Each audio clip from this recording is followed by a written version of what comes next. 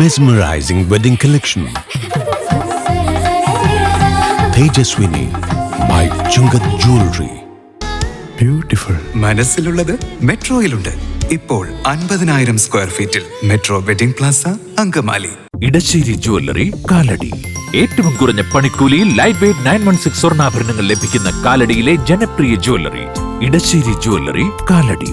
BJP Ernakulam north ജില്ലാ കമ്മിറ്റിയുടെ നേതൃത്വത്തിൽ അങ്കമാലിയിൽ സെമിനാർ സംഘടിപ്പിച്ചു. വിവിധ മേഖലകളിൽ പ്രാഗൽഭ്യം തെളിയിച്ച പട്ടികജാതി വിഭാഗത്തിൽപ്പെട്ടവരെ ഡോക്ടർ അംബേദ്കർ സമ്മാൻ സഭയിൽ ആദരിച്ചു.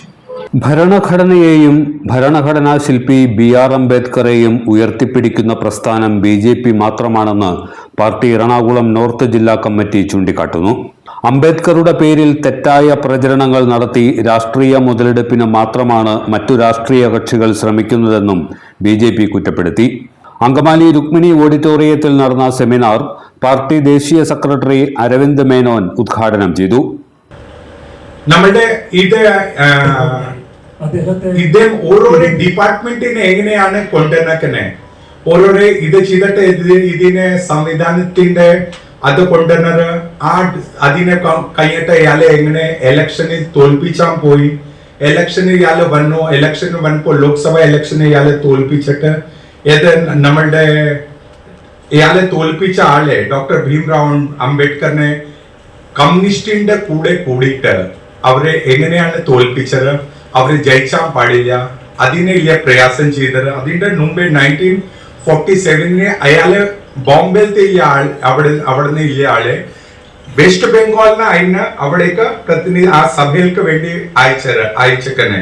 इसलिए പ്രൊഫസർ നമ്മളുടെ പ്രീമിയർ BG ഖരെ ഇയാളാണ് ഡോക്ടർ അംബേദ്കർക്ക് ഹാർ സുനിശ്ചിത് ചെയ്തത്.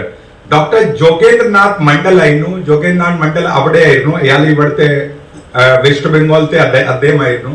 ഇയാളെ തന്റെ മൂക്കെ അസംബ്ലിയിലത്തെ ആൾക്കാരെ കൂട്ടിയിട്ട് ഇയാളെ പ്രതിനിധി സഭയിലേക്ക് നമ്മളുടെ അവിടുന്ന് അയച്ചേക്കനെ. 1952 നെഹ്റു കോൺഗ്രസിന്റെ അംബേദ്കറിന്റെ എങ്ങനെ ജയിച്ചാൻ പാടില്ല, അതിനു വേണ്ടി കമ്മ്യൂണിസ്റ്റിന്റെ കൂടെ അവരെന്ത് ചെയ്തു, എന്താ പിന്നെ കൂടി ചേർന്നിട്ട് അതിന്റെ സ്പീച്ച് എല്ലാം പേഴ്സണലി ഇൻട്രസ്റ്റ് എടുത്തു. ആര്? ഡോക്ടർ നമ്മളുടെ പ്രൈം മിനിസ്റ്റർ. എന്നിട്ട് അവിടെ പോയിട്ട് പ്രസംഗിച്ചേക്കണു എങ്ങനെയെങ്കിലും ജയിച്ചാൻ പാടില്ല. നിങ്ങൾ വിചാരിച്ചു 78,000 നമ്മളുടെ ബാലറ്റ് പേപ്പർ അതെന്ത് ചെയ്തു, നിരസ്തി ചെയ്തു. ഇയാളെ തോറ്റക്കനെ എത്രയാ? 14,000 വോട്ട് കൊണ്ടാണ് ഇയാള് തോറ്റക്കനെ. അപ്പൊ ഇതിന്റെ അർത്ഥം എന്താ? ഇയാളെ ഒരുപാട് പ്രയാസം ചെയ്തിട്ട് ഇയാളെ എങ്ങനെയെങ്കിലും ജയിച്ചാൻ പാടില്ല പറഞ്ഞിട്ട് ഇല്ലേ പ്രയാസം ചെയ്തിട്ട് അതിനെ ഹിന്ദുത്വം നമ്മൾക്കറിയാം അതിനെ എന്താ ചെയ്യുന്ന ചീത്ത മനസ്സ് വെച്ചിട്ട് ഇല്ല പ്രയാസം ചെയ്തിട്ട് ഇയാളെ ജയിച്ചാൻ പാടില്ല. അത് കാരണം ഇല്ല ചെയ്ത അതാണ്. നോർത്ത് ജില്ലാ പ്രസിഡന്റ് MA ബ്രഹ്മരാജ് അധ്യക്ഷനായിരുന്നു. പത്മശ്രീ MK കുഞ്ഞോൽ മാസ്റ്റർ മുഖ്യപ്രഭാഷണം നടത്തി. എന്തുകൊണ്ടെന്നാൽ ഇന്ത്യയിലെ നെഹ്റുവിന്റെ പേരിന്റെ കൂടെ പണ്ഡിറ്റ് എന്ന് ചേർക്കുന്നില്ലേ, പണ്ഡിറ്റ് ജവഹർലാൽ നെഹ്റു. പണ്ഡിറ്റും ചേർക്കേണ്ട കാര്യം, പണ്ഡിറ്റ് നെഹ്റു ഒന്നാന്തര മുഹമ്മദീയനാണ്, മുസ്ലിമാണ്. നെഹ്റുവിന്റെ അച്ഛൻ മുസ്ലിമാണ്, അച്ഛന്റെ അച്ഛൻ മുസ്ലിമാണ്. അയാളുടെ പേര് തനി മുസ്ലിം പേര് തന്നെ. ഈ പണ്ഡിറ്റ് എന്ന് പറയുന്നത് കാശ്മീരിലെ ഹിന്ദുക്കൾക്കുള്ള ഒരു പേരാണ്. അപ്പൊ കാശ്മീരിൽ നിന്ന് ഇന്ത്യയുടെ പരിസരത്ത് ഉത്തർപ്രദേശിൽ വന്നു പെട്ടപ്പോൾ ഹിന്ദുക്കളാണ് എന്ന ആളുകൾ അറിയാൻ വേണ്ടിയിട്ടാണ് പണ്ഡിറ്റ് എന്ന പേര് അവരെല്ലാം പേരിൽ ചേർന്നത്. ഇന്ത്യയുടെ പേരെന്താ? മൈമൂൺ ബീഗം. കേട്ടിട്ടുണ്ടോ നിങ്ങൾ? മൈമൂൺ ബീഗം ഇന്ത്യയുടെ പേര്. ഞാൻ പല പ്രകാശം പറഞ്ഞു എൻ്റെ പേര് കേന്ദ്രക്കും വിചാരിക്കുന്നു, അങ്ങനെ ആലോചിക്കുകയായിരിക്കും. അങ്ങനെ ഇന്ത്യയുടെ ഭർത്താവിന്റെ പേര് എന്താ? അദ്ദേഹം ഒരു പാഴ്സിയായിരുന്നു. അദ്ദേഹത്തിന്റെ പേരിന്റെ അവസാനം ഗണ്ഡി എന്നാണ്. ഗണ്ഡി എന്നാണ് ഇന്ത്യയുടെ ഭർത്താവിന് കല്യാണം കഴിച്ച ആളുടെ പേര്. അപ്പോൾ അങ്ങനെയാണെങ്കിൽ ഇന്ത്യയുടെ പേരിൻ്റെ പോലെ ഭർത്താവിൻ്റെ പേര് ചേർക്കുകയാണെങ്കിൽ നമ്മുടെ സമുദായത്തിൻ്റെ സമ്പ്രദായം അനുസരിച്ച് ഗണ്ഡി എന്നതേ പറയേണ്ടത് അങ്ങനെ ഇന്ത്യയുടെ പേരിൻ്റെ പോലെ ഗാന്ധിജി ചേർന്നു. എന്തിനു പറഞ്ഞു ഇറ്റലിക്കാരി പെണ്ണിൻ്റെ പേരിൻ്റെ കൂടി ഗാന്ധി ആക്കും. ആരും ഇറ്റലിക്കാരി സോണിയ, അവരുടെ പേരെന്താ? സോണിയയുടെ പേരെന്താ? അതും ഒരു ഇറ്റലി പേരാണ്. ഇനി ഇന്ത്യ എന്ന് പറഞ്ഞ ഏറ്റവും വലിയ മതപരിവർത്തനം എന്താണെന്നറിയാം നിങ്ങൾക്ക്? ഏറ്റവും വലിയ മതപരിവർത്തനം സോണിയയുടെ ഭർത്താവിനെ കത്തോലിക്ക പള്ളിയിൽ കൊണ്ടുപോയി മതം മാറ്റിയിട്ട് ആ പെണ്ണ് അദ്ദേഹത്തെ കല്യാണം കഴിച്ചു. അദ്ദേഹത്തെ അവര് കല്യാണം കഴിക്കാൻ ചെയ്തു. അപ്പോൾ ഇവര് എല്ലാവരുടെയും പേരിൻ്റെ കൂടെ ഗാന്ധി ഗാന്ധി ഗാന്ധി ഗാന്ധിയായിട്ട് ഇവർക്കെന്താ ബന്ധം? ഞാൻ ഇറ്റലിയിൽ ഗാന്ധി ഉണ്ടായിരുന്നു എന്ന് ചോദിക്കുന്നു. നമുക്ക് കോൺഗ്രസ്സുകാർക്കില്ല. അങ്ങനെ ഒരുപാട് കാര്യങ്ങൾ പറഞ്ഞിട്ടില്ലാത്ത. ഏതായാലും അംബേദ്കറുടെ ജീവചരിത്രത്തിൽ പ്രധാനപ്പെട്ട ഏറ്റവും വലിയ സംഭവം അദ്ദേഹം വട്ടമേശ സമ്മേളനത്തിൽ പങ്കെടുത്തതാണ്. 3 വട്ടമേശ സമ്മേളനത്തിൽ അദ്ദേഹം പങ്കെടുത്തു. 1-ാം വട്ടമേശ സമ്മേളനം ഗാന്ധി ബഹിഷ്കരിച്ചിട്ട് അദ്ദേഹം പങ്കെടുത്ത് 1930 അദ്ദേഹത്തിൻ്റെ പ്രസംഗം തന്നെ 9 പേജിൻ്റെ അച്ചടിച്ച പ്രസംഗം എൻ്റെ കയ്യിൽ ഉണ്ടാകുന്നില്ല. ഇന്ന് ഈ യോഗത്തിന് വിളിച്ച ആളുകളാരും ഇത് അംബേദ്കറുടെ പേരിലാണ് യോഗമാണെന്ന് ഞങ്ങൾ കൃത്യമായിട്ട് പറഞ്ഞില്ല. അതുകൊണ്ട് എനിക്ക് നേരെ പോയിട്ടൊന്നും കുറിച്ചിട്ട് വിടാൻ പറ്റില്ല. കുറച്ച് ഓർമ്മത്തിലൊക്കെ ഉണ്ട് ഇപ്പോൾ. അപ്പോൾ ഇതൊന്നും പല കാര്യങ്ങൾ വിട്ടുപോയി. അമേരിക്കയിൽ പോയി അദ്ദേഹം പഠിച്ച് വന്നതിന് ശേഷം ഗാന്ധിജി അന്ന് ഉപ്പ് സത്യാഗ്രഹം, പിന്നെ വിദേശ വസ്ത്ര ബഹിഷ്കരണം, വിദേശ വസ്ത്രം ഉപയോഗിക്കരുത്, അങ്ങനെ ഉള്ള സമരങ്ങൾ നടന്ന് ഗാന്ധിയും കോൺഗ്രസിന്റെ പ്രധാനപ്പെട്ട അന്നത്തെ ആളുകളെല്ലാം ജയിലിലാക്കി. വട്ടമേശ സമ്മേളനത്തിൽ വരുന്നതിന് മുമ്പ് ബ്രിട്ടീഷ് റെപ്രസെൻറ്റേറ്റീവ് ഇന്ത്യയിൽ വന്നപ്പോൾ അവർ ബഹിഷ്കരിച്ചു, കോൺഗ്രസ്സുകാരെ ബഹിഷ്കരിച്ചു. പക്ഷേ ഡോക്ടർ അംബേദ്കർ പറഞ്ഞു ഞാനതിൽ പങ്കെടുക്കും. അവർക്ക് ആവശ്യമായ എല്ലാ സഹായങ്ങളും ചെയ്ത് അവരെ ക്ലാസ്സുകളിൽ പങ്കെടുത്ത്, സ്റ്റഡി ക്ലാസ്സുകളിൽ പങ്കെടുത്ത്, എല്ലാ കാര്യങ്ങളും ചെയ്ത് വട്ടമേശ സമ്മേളനത്തിൽ പങ്കെടുത്തു. അദ്ദേഹത്തെ ക്ഷണിച്ചു. അത് തമിഴ്നാട്ടിലെ ഒരാളും കൂടി ഉണ്ടായിരുന്നു. ആ വട്ടമേശ സമ്മേളനത്തെ പ്രസംഗം കഴിഞ്ഞപ്പോൾ വട്ടമേശ സമ്മേളനത്തിൽ പ്രമേയം പാസാക്കി. ഞാൻ വേഗം നിർത്തേക്കാം. പ്രമേയം പാസാക്കി.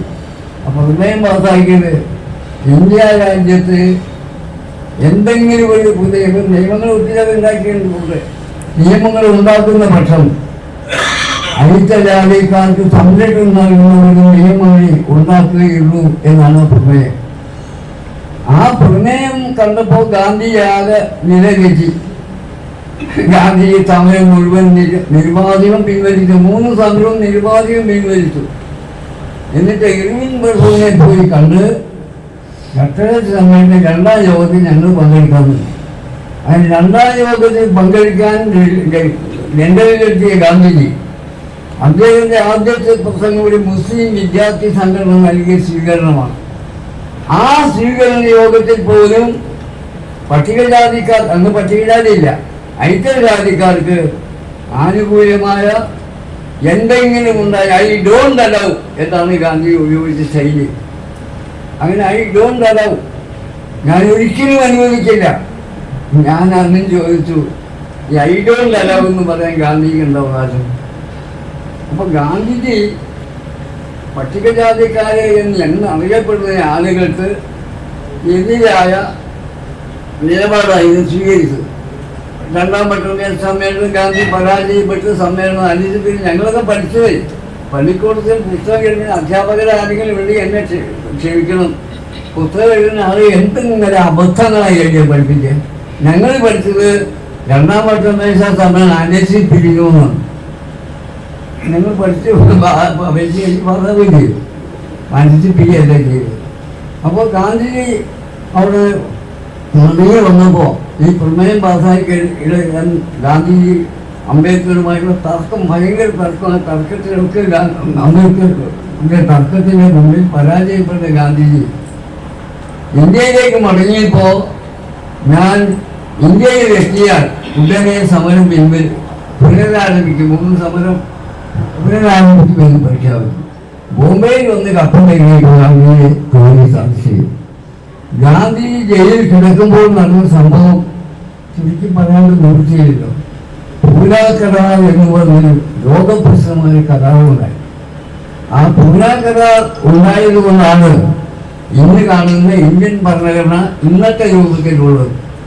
ഇവിടെ കർമ്മ വർഷമേ ഞാൻ ചോദിച്ചതിൻ്റെ ഇംഗ്ലീഷ് വാങ്ങുന്നത് we the people of India എന്നാണ് ഇംഗ്ലീഷിൽ അത് ആരംഭിക്കുന്നത്. We the people of India രാജ്യത്തെ ജനങ്ങളായ ഞങ്ങൾ എന്ന് പറഞ്ഞ സത്യം അത് മുഴുവൻ എഴുതിയിട്ടുള്ളൂ. അതിൻ്റെ അടിസ്ഥാനത്തിൽ 10-30 മൗലിക അവകാശങ്ങൾ, രണ്ടാമത്തെ സെക്കൻഡ് ചാപ്റ്ററിൽ വീണ്ടും കുറേ അവകാശങ്ങൾ, ഇതെല്ലാം എഴുതി ചേർത്ത് പട്ടികജാതിക്കാരുടെ സംവരണം ആർട്ടിക്കിൾ 35 അതൊക്കെ അതിൽ നിന്നുണ്ടായതാണ്. അങ്ങനെ എന്തൊക്കെ ഞാൻ ഇനി നേരിടുന്നില്ല. അങ്ങനെ ഒരുപാട് കാര്യങ്ങൾ ചെയ്ത ആ സമയത്ത് അദ്ദേഹം പറഞ്ഞതുപോലെ ഗാന്ധിജി അംബേദ്കർ തോൽപ്പിക്കാൻ എല്ലാ പ്ലാൻ ചെയ്തു. ഏതായാലും അദ്ദേഹം പശ്ചിമ ബംഗാളിൽ നിന്ന് ജനിച്ചു വളർന്ന ബോംബെയിൽ മത്സരിച്ച് തോറ്റതിന് ശേഷം പശ്ചിമ ബംഗാളിൽ നിന്ന് ചിലരുടെ സഹായത്തോടുകൂടി കോൺസ്റ്റിറ്റ്യൂവൻ്റ് അസംബ്ലിയിൽ അംഗമായി. BJP സംസ്ഥാന സെക്രട്ടറി ഡോക്ടർ രേണു സുരേഷ്, സംസ്ഥാന സമിതി അംഗങ്ങളായ അഗസ്റ്റിൻ കൊലഞ്ചേരി, NP ശങ്കരൻകുട്ടി, ജില്ലാ ജനറൽ സെക്രട്ടറിമാരായ VK ഭസിത് കുമാർ, MM ഉല്ലാസ് കുമാർ, സംസ്ഥാന കൗൺസിൽ അംഗം MN ഗോപി, ജില്ലാ secretary N Manoj, Francis J Painadath, Rahul Parakkadavu, KV Bindu എന്നിവർ പ്രസംഗിച്ചു. വിവിധ മേഖലകളിൽ പ്രാഗൽഭ്യം തെളിയിച്ച പട്ടികജാതി വിഭാഗത്തിൽപ്പെട്ടവർക്ക് ദേശീയ സെക്രട്ടറി അരവിന്ദ് മേനോൻ ഉപഹാരങ്ങൾ നൽകി. എല്ലാത്തരം അഴുക്കിനെയും തുടച്ചുമാറ്റി സുഗന്ധം പരത്താൻ ഇനി എന്നെന്നും ഓർമ്മ പെർഫ്യൂംഡ് ക്ലീനിംഗ് ലിക്വിഡ്. വീടെന്നും സ്വർഗമാക്കാൻ ഓർമ്മ പ്രോഡക്ട്സ്. ഇതെവിടുന്നാ? നമ്മുടെ MV ചാക്കോ ജ്വല്ലറിന്ന് 70 വർഷത്തെ പാരമ്പര്യല്ലേ? MV Chacko Jewellers, Angamaly. ഇനി കണ്ണു തുറക്കാം കാഴ്ചയുടെ പുതിയ ലോകത്തേക്ക്. Edimannickal Edge Opticals, opposite Little Flower Hospital, Angamaly.